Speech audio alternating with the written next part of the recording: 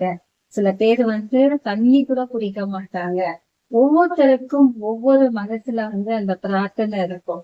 உங்க மனசுக்கு எப்படி இருக்கணும் நீங்க நினைக்கிறீங்களோ அது உண்மையானது.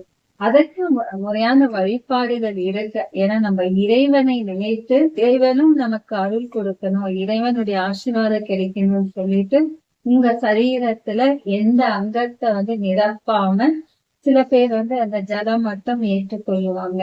சில பேர் பால் பழம் ஏற்றுக்கொள்ளுவாங்க. ஏன்னா இப்ப நிறைய பேருக்கு டயபெட்டிஸ் மாத்திரைகள் எடுத்துக்கிறதுனால சில கோரிக்கையெல்லாம் மனசுல வச்சுட்டு வெறும் பால் பழம் ஏற்றுக்கொண்டு விரதம் இருப்பாங்க.